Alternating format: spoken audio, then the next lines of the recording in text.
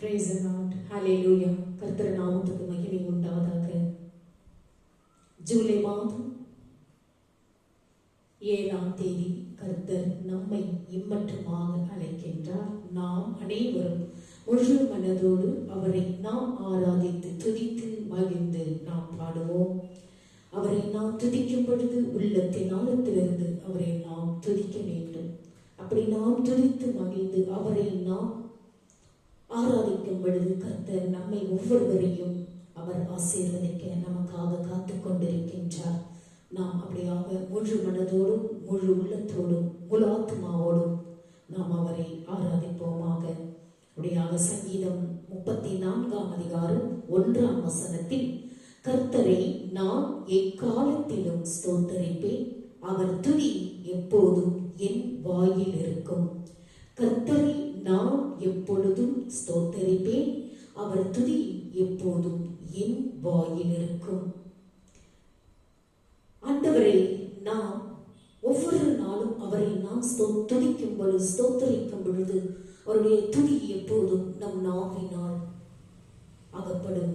அப்படியாக வாழ்க்கையில் என்னதான் நடந்தாலும் சரி, நாம் எப்போதும் தேவனை துதித்து நாம் பழக வேண்டும், துதிக்க வேண்டும், பழகிக்கொள்ள வேண்டும். எந்த சூழ்நிலையில் இருந்தாலும் நாம் தேவனை தூஷிக்காமல் அவரை துதிக்க வேண்டும் என்பதே நம்மை குறித்து தேவனுடைய சித்தமாகும்.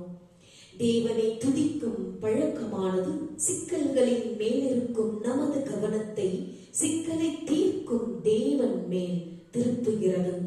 தேவன் நமது சூழ்நிலைகளை விடவும் பெரியவர், எந்த சூழ்நிலையில் இருந்தும் நம்மை காக்க வல்லவர் என்பதை நாம் நினைவில் கொண்டு நாம் வாழ பழகிக் கொள்ள வேண்டும். அப்படியாக நாம் இந்த நேரத்தில் அவரை நோக்கி கூப்பிடுவோம். என் அன்புள்ள ஆண்டவரே, நீர் எனக்கு உண்மையுள்ளவரும் எனக்காக யாவையும் செய்பவருமாயிருக்கிறீர் என்பதை அறிந்து உம்மை ஸ்தோத்தரிக்கிறேன். என் தேவனாகிய கர்த்தாவே, நான் எதிர்கொள்ளும் ஒவ்வொரு பிரச்சனை மற்றும் கவலையை விடவும் நீர் பெரியவர் என்பதனால் நான் தொடர்ந்து உம்மை துதிக்கவும் உமது மகிமையை எல்லோருக்கும் அறிவிக்கவும் என்னை நான் அர்ப்பணிக்கிறேன். ஆமென். இப்படியாக நாம் அனைவரும் ஆண்டவரை நோக்கி துதித்து மகிழ்ந்து அவரை நாம் ஆராதிப்போமாக.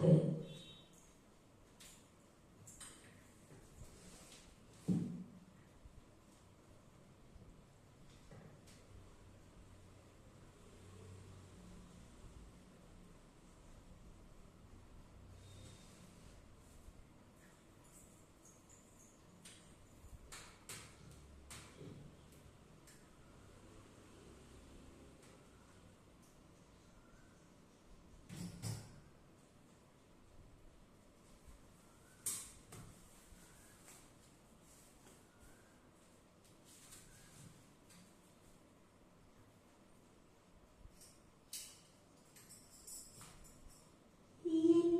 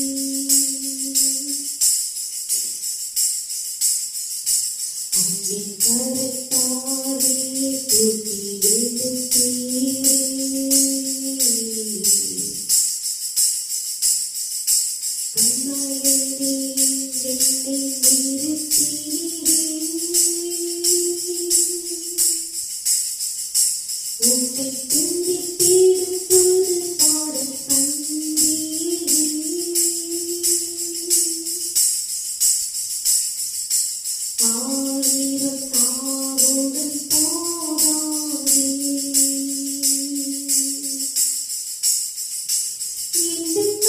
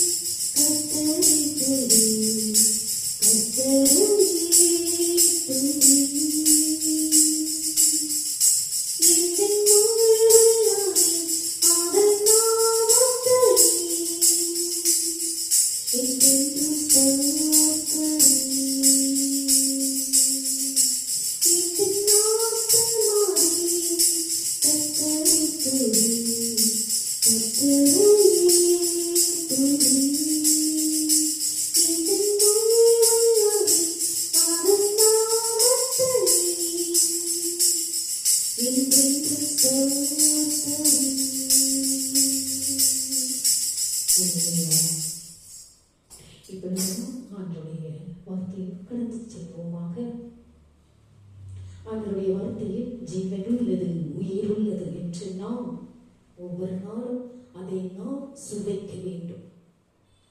அதை நாம் சுவைக்கும் பொழுதுதான் அதில் எண்ணற்ற பலன்கள் நமக்கு கிடைக்கின்றன என்று நாம் அனைவரும் அறிந்ததே. அப்படியாக இந்த நாளில் லூக்கா நற்செய்தி 1ஆம் வசனம் 2ஆம் வார்த்தைகளை நான் வாசிக்கிறேன். லூக்கா நற்செய்தி 1ஆம் அதிகாரம் 2ஆம் வசனம். இயேசு எடுத்துக் கொள்ளப்பட்ட நாள் வரைக்கும் செய்யவும் உபதேசிக்கவும் தொடங்கின எல்லாவற்றையும் குறித்து.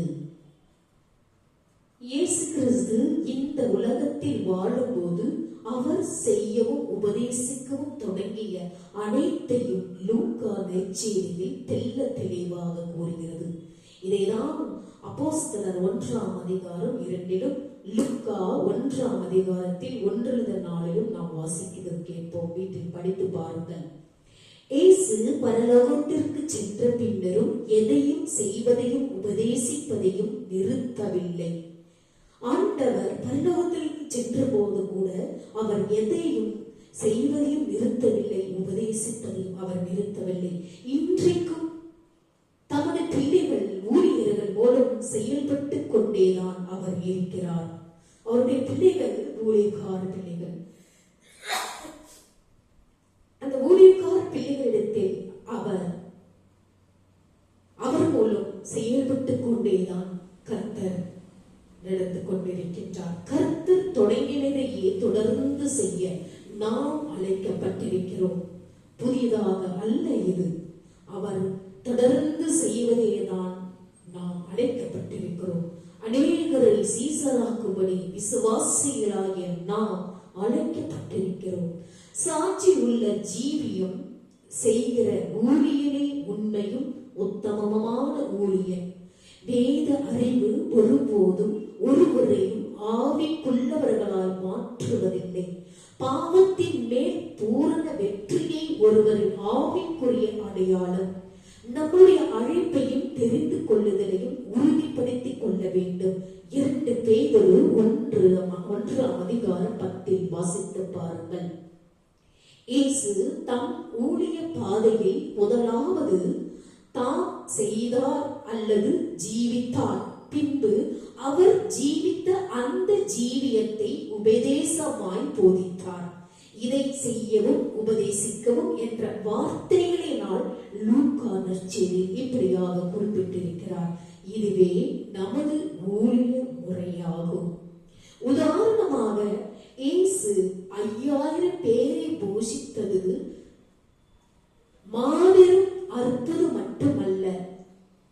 எப்படி என்றால் லூக்கா நற்செய்தியில் 9ஆம் அதிகாரத்தில் 10-17 வாசித்து பாருங்கள். மார்க்கு நற்செய்தியில் 6ஆம் அதிகாரம் 30-44 வாசித்து பாருங்கள். ஒரு மாபெரும் அற்புதம் மட்டுமல்ல அவர் செய்வது. 5 அப்பங்களையும் 2 மீன்களையும் எடுத்து பிட்டு கூட்டம் முழுவதற்கும் கொடுக்கும்படி அவர் செய்தார். நன்றாக இதை நீங்கள் படியுங்கள். 5 அப்பங்களையும் 2 மீன் துண்டங்களையும் அந்த கூட்டத்தில் முழுவதற்கும் அவர் கொடுக்கும்படி அவர் செய்தார். அப்பங்களும் மீன்களும் பெருகியது எப்போது? அவை சீசர்கள் கரங்களில் இருந்து பரிமாறப்பட்ட போது பெருகலாயின. அவை ஊழியக்காரர்களின் கரங்களில் இருந்து பரிமாறப்பட்ட போது அது பெருகெடுத்தன. சீசர்கள் கொடுக்க கொடுக்க வந்து கொண்டே இருந்தது. இயேசு செய்ததை நாமும் செய்து காட்டுமாறு நம்மை தெரிந்து கொண்டிருக்கிறார். நம்மை பயன்படுத்தவே அவர் இவ்வாறு விரும்புகிறார். இதைதான் லூக்கா நற்செய்தியில் நாம் முழுவதுமாக வாசித்து பார்க்க வேண்டும். லூக்கா 1ஆம் அதிகாரம் முழுவதும் வாசித்து பாருங்கள். அநேகரை அவர் சீசராக்கும்படி நம்மை அவர் அழைக்கப்பட்டிருக்கிறார். நாம் அப்படியாக வாழ்ந்து கொண்டிருக்கின்றோமா? யோசனை செய்து பாருங்கள். உதாரணமாக இயேசு இப்படியாக 5 அப்பங்களையும் 2 மீன் துண்டுகளையும் அந்த கூட்டம் முழுவதும் 5000 பேருக்கு அவர் கொடுத்தார். கொடுப்பது மட்டுமல்ல, மீதியும் ஆயிற்று. அப்படியாக சீசர்கள் கரங்களிலிருந்து பரிமாறப்பட்ட போதுதான் அதை பெறுகிறாயின. சீசர்கள் கொடுக்க கொடுக்க அது வந்து கொண்டே இருந்தது. இயேசு செய்ததை நாமும் செய்து காட்டுமாறு நம்மை தெரிந்து கொண்டிருக்கிறார்.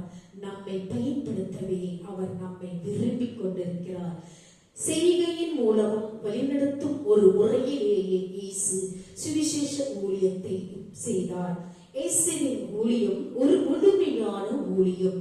அவர் உபதேசித்தார், பிரசங்கித்தார், சொஸ்தமாக்கினார். மார்க்கு நற்செய்தி 4ஆம் அதிகாரம் 23 நீங்கள் வாசித்து பாருங்கள். ராஜ்யத்தின் சுவிசேஷத்தை அவர் பிரசங்கித்தார். மார்க்கு 1ஆம் அதிகாரம் 14-15 நீங்கள் வாசித்து பாருங்கள். இயேசு தமது வாழ்க்கையில் வாழ்ந்து காட்டுவதே ஆவிக்குரிய வளர்ச்சி என்பதை நிரூபித்து காட்டினார். முழுவதிலும் சிலுவையில் அறையப்பட்ட நிலையிலும் கூட மக்களுக்கு சுவிசேஷத்தை அறிவிப்பதை தொடர்ந்து செய்தார். லூக்கா 22ஆம் அதிகாரம் 28-32-42 வாசித்து பாருங்கள். தேவன் இயேசுவுடைய மாம்சத்திற்குரிய ஜீவனை மீட்டுக் கொடுத்த அதே நாளிலேயே எம்மா என்ற ஊருக்கு சென்ற 2 சீசர்களோடு சேர்ந்து கொண்டு தமது சுவிசேஷ பணியை தொடர்ந்தார். நன்றாக இதை நீங்கள் ஒவ்வொரு நாளும் ஆண்டவருடைய வசனத்தை, ஆண்டவருடைய வேதாகமத்தை நீங்கள் வாசித்து பாருங்கள். கிறிஸ்தவ ஊழியத்தில் நாம் கிறிஸ்துவின் அடிச்சுவடுகளை மாத்திரமே பின்பற்றி நடக்க அழைக்கப்பட்டிருக்கிறோம். மேன்மை பாராட்டுகிறவன் கர்த்தரை குறித்தே மேன்மை பாராட்ட கடவன். 1 கொரிந்தியர் 1ஆம் அதிகாரம் 30 வாசித்து பாருங்கள். 2 கொரிந்தியர் 10ஆம் அதிகாரம் 17 வாசித்து பாருங்கள். இவ்வாறு கர்த்தர் போதிக்கிறது தெளிவாக உங்களுக்கு தெரியும்.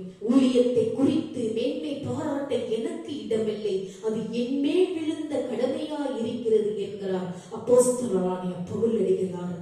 மேலும் ஊழியத்தை செய்த பின்பு அப்பிரயோஜனமான ஊழியக்காரன் கடமையை மாத்திரம் தான் செய்தேன் என்று சொல்லும்படியாக இயேசு கற்றுக் கொடுத்தார். லூக்கா நற்செய்தி 17:10 வாசித்து பாருங்கள்.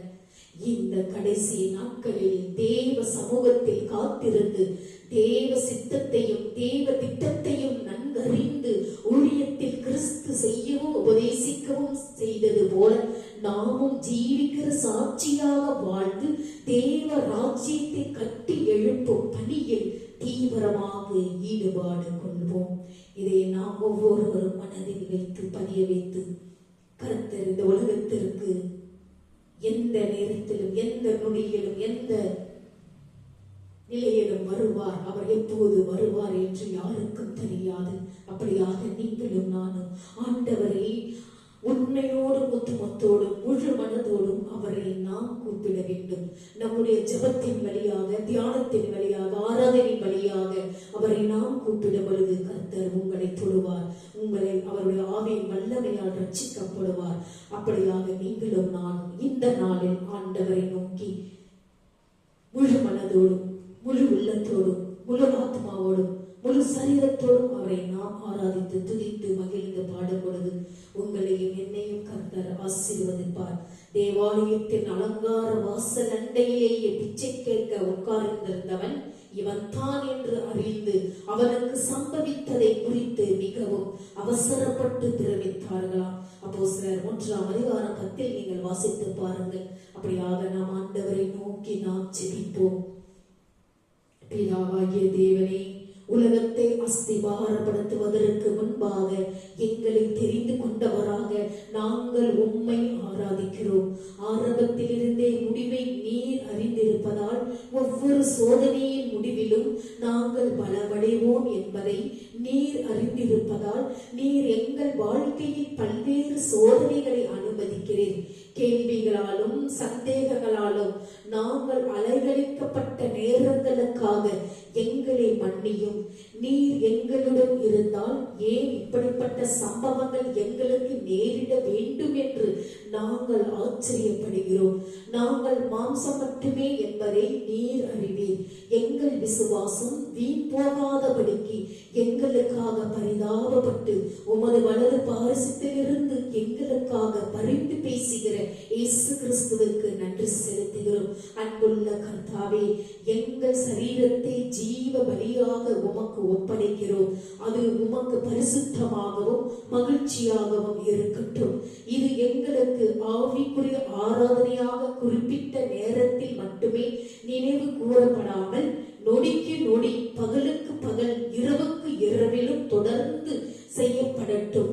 இனியும் அழிந்து போகும் இந்த உலகத்தின் மாதிரிக்கு நாங்கள் ஒத்து போக கூடாது. அதற்கு பதிலாக எங்களுக்கான உமது சித்தமான நன்மையும் பிரியமும் பரிபூரணமானவற்றால் நாங்கள் சோதிக்கப்பட்டு அங்கீகரிக்கப்படத்தக்கதாக எங்கள் மனம் புதுப்பிக்கப்பட்டு மாற்றப்படட்டும்.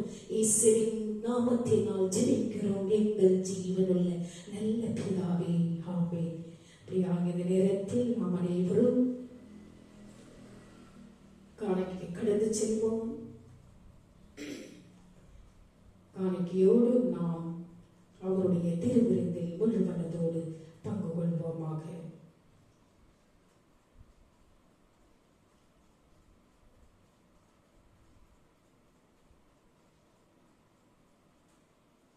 அப்படியாக இந்த நேரத்தில் காணிக்கை பாடலை பாடி நாம் பிறகு திருவிருந்தில் பங்கு கொள்வோமாக.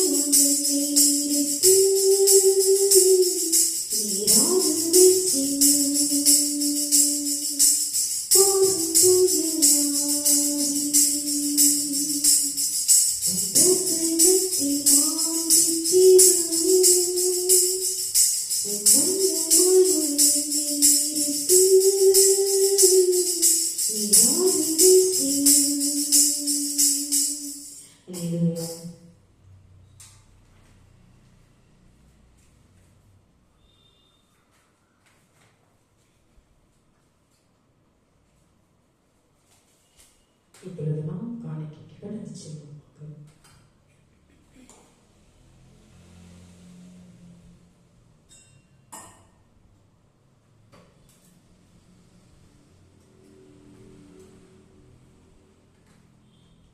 இறைவா, இந்த காணிக்கையை ஆசீர்வதித்து புனிதப்படுத்தி ஆவியிலும் உண்மையிலும் உமக்கு உகந்ததாக செய்தருளும்.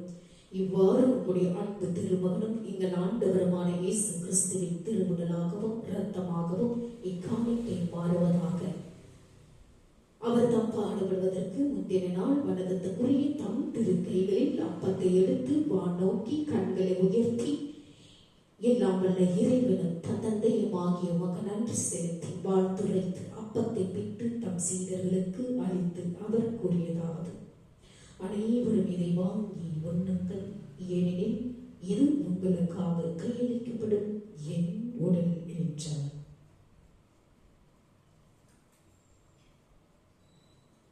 அவனமே உணவருந்திய பின் மகிமை மிகுந்த இக்கிண்ணத்தை வணக்கத்துக்குரிய தம் திருக்கைகளில் எடுத்து மீண்டும் உமக்கு நன்றி செலுத்தி வாழ்த்துரைத்து தம் சீடர்களுக்கு அளித்து அவர் கூறியதாவது: அனைவரும் இதை வாங்கி பருகுங்கள், ஏனெனில் இது புதிய நித்திய உடன்படிக்கையான என் இரத்தம்.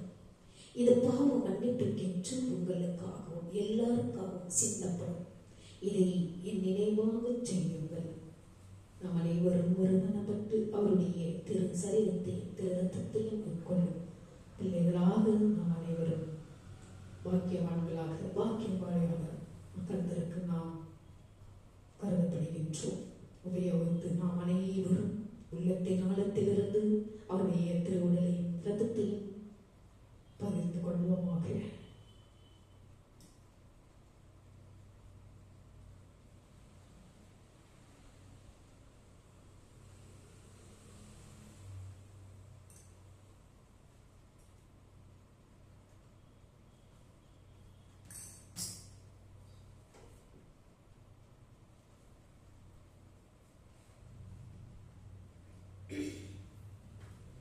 கடைசியாக நாம் அவரை துதித்து பாடுவோமாக.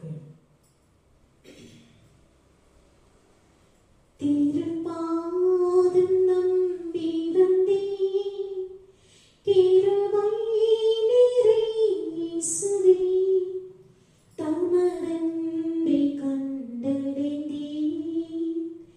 தேவ சமூகத்திலே.